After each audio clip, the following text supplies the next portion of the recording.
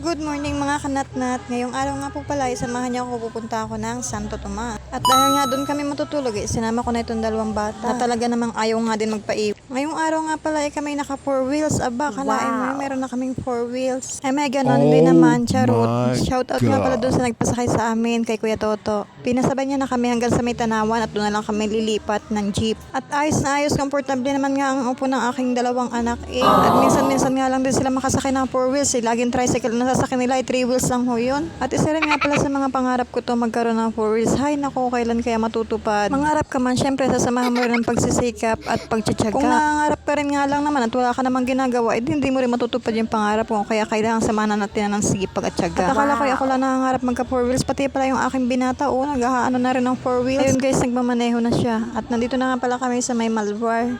Wala pa masyadong traffic ngayon kasi medyo maaga pa naman. 9 o'clock kami umalis. Andito naman kami sa may tapat ng Walter Mart. Dito namin minsan ay ginagala yung mga bata pag kami medyo nakaka-LL. Yung gano'n, may LL. At pagka GG naman kami, gipit na gipit. Tama na muna doon sa may labas ng bahay namin sa mga dumadaang ice cream. At mga kanatnat, andito na nga po pala tayo sa may Tanawan. Ayan, si Perez Hospital. Isa po yan sa pinakasikat na private hospital dito sa Tanawan, Batangas. At ayun nga po, nagsimula na po ang traffic at medyo mabagal-bagal nga po ang pag-usad ng mga sasakyan dahil siksikan na rin yung mga sasakyan dito. Ayun, at malapit na kami sa sakayan ng jeep. At ngayon nga po, nandito naman kami sa jeep. Papunta na po itong Santo Tomas. Pagsakay nga po namin ng jeep, sobrang init. Samantalang kanina, nandun kami sa forest, ang lamig. At ito nga po mga anak ko, sabi ko, huwag muna matutulog ha. Dahil ang hirap po magbuhat ng bata pag tulog, lalo pat dalawa yung kasama ko. Sabi ko pa nga lang na huwag muna matutulog. At tulog na nga si Nene. Ito na nga pa sinasabi sa hula, pero okay lang. Ay salamat at nakarating na rin sa wakas. Andin na nga pala kami sa may bahay ng aking kapatid. At nagulat nga sila at di nila alam na kami dadating. Huli. Natabutan nga namin sila, nagbabalot na ng lumpiang paninda nila. Dahil nga mamaya ay magtitinda na ulit sila doon sa may Ileb Santo Tomas. Ayun, ipagpunayan na napakasikipag. Kasama niya yung isa naming kapatid na dalaga. Ayan, si Marlon. Nasaan ka na, Marlon? Magpakita ka naman. Yan nga pala ho yung lumpia na kanilang binabalot. Yan ho ay lumpiang gulay. At ayan, tapos na nga silang magbalot. Siguro ay nakagawa din sila ng mga 75,000. Ay, 75,000. May ganun. Wala namang ganun. 75 pieces po. Ayan, at habang nandito nga kami sa labas nakatambay, nakita ko nga itong mga talbos ng kamote. Maganda ho, lalo na sa mga low blood. Pag masipag ka magtanim, hindi mo na bibilihin. At sobrang mahal nga din ang isang tali ni din ay 15 pesos. Habang nagpapahapon-hapon nga ho kami ay mabuti at hindi pa naman naiinip pa rin dalawa kong anak. Ayan, at laro na laro pa. Sige na. So yan, tinopa ka talaga namang hindi kaya. Pumunta nga pala ako dito kay Kuya Rawel at nakita ko nakaredy na yung kanyang mga paninda. Ayan, balot-balot na. Ready to dala na lang. At ganyan na rin sila gumawa ng suka, talagang nasa Wilkins na. At ako naman, prepare ko na yung mga atay para mamaya ilalaga ko na lang. At pagkalaga ko niya mamaya, ipiprituhin ko at ilalaga ko sa pansit. Yung pritong malutong na malutong para hindi naman siya masyadong malangsa. Ayan, at habang pinapalambot ko nga yung atay, ay tahimik yung dalawa kong anak. Tinignan ko kung bakit. Ayan ko yung tinitingnan yung dalawa. Tapos yung nilapitan ko, tinignan ko kung ano yung tinitingnan nila. Ano daw yun? Ayun, at sinabi na nila, ano kaya nga ito? Patingin nga. Ayan, ang tren-trenan. Tren-trenan po ang tawag namin dyan ng mga bata pa kami. Dati ho yan ay nahahawakan ko, pero parang ngayon ay hindi ko na kayang hawakan. Bakit kaya? Arte. Wala namang pinagbago. At nag-ready na nga rin si Ate Rose, yan yung aking hipag at mamaya-maya ay pupunta na yan sila sa kanilang tindahan. At kami namang naiwan dito sa bahay para magluto mamaya ay sinabihan ko nga yung aking baklang kapatid ay yung sister ko na bumili muna nga ng merienda namin. Para ang sarap nga magkape tsaka magtinapay. Sabi ko pa nga ay ang bilhin sa akin ay munggo. Yung hopya sana na flavor ay munggo. Pagdating sa akin ay butchi. Tayo naman pagdating sa tinapay ay may kanya-kanya din paborito, diga. Ayun nga, tapos na kami magmerienda. Hindi na kami sa bahay. Agad ko na pinaglaro ring dalawa para hindi na magligalig at ako ngayon magsisimula na magluto.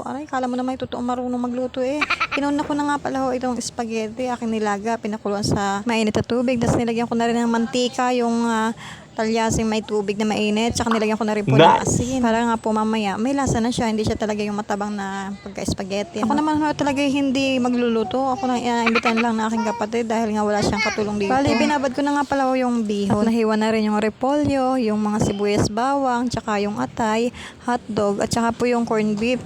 Dahil nga po low budget tayo at magbe-birthday naman po hindi naman po bata para paghanda ng bonggang-bongga. Ay okay na yan at pandinilaang naman sa amin. Wala namang bisita at ginisa ko na nga yung bawang sibuyas. Kaya muntik na nga masunog at dahil minamarites nga ako nitong aking sister. At may pagdil pa, akin daw lulutuin ay pansit at spaghetti at sa kanya sopas. Magaling ka pala. At mamaya na lang po natin i-judge kung anong lasa ng luto ko. Talaga naman po ako hindi marunong magluto patsambahan na lang nga po minsan ako matsambahan. Pero sabi naman ho nila, ang luto ko naman daw ay masarap. Uy, ako'y natutuwa ho pag gayon. Kaysa naman doon sa ipinagluto mo na, pupulaan ka pa. Wag naman ganon. At pagkatapos nga pala po nitong spaghetti, susunod ka naman ho pansit. At talaga naman, lagi na nga akong iniiwanan ng aking sista. Saan nagpupunta? Wala namang ginagawa. Kung sino-sino lang minamarites dyan sa labas. Ako'y pagod na din, hindi man lang ako tulungan. Kay naman. Ayun, naghiwa siya kanina na repolyo. Aba, maya lang, nawala na sa likuran ko. Naglayas na pala. At aray nga mga kanat-nat, paluto ng ating sauce ng spaghetti.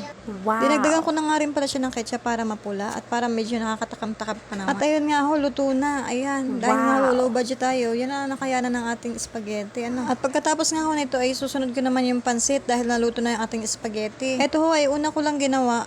Hoy, first time ko lang iluluto sa pansit ngayon. Yung atay baga ho ay aking ginisang yung medyo nagtututong-tutong na siya sa pagkakaprito para naman ho hindi masyadong malangsa. Hindi ko na ho yan tinanggal sa kawali. Ginilid ko na lang yung atay tsaka nilagay ko na yung bawang at sibuyas. At sinunod ko na rin pala yung repolyo. Ang gusto ko nga po pala sa repolyo ay medyo half cook lang at ayaw ko naman ho nung masyadong basang-basa na yung gulay. Basang-basa, may ganun. Hindi ba pwedeng lutay-lutay? Halawag naman. Ayan, at dahil binilisan ko na nga po ay arin na po ang kinalabasan ng ating pansit. Mukhang masarap naman siya kahit na ganyan lang yung lahok niya. At pagkatapos nga ho, ayun, sopas naman ang amin niluto. Ayan, dumating na ang aking beshi, ang aking sista beshi. Saan kaya galing? Akalain mo yung kanina pa wala. Aba, at natikim-tikim din naman. Akala mo na may totoong marunong.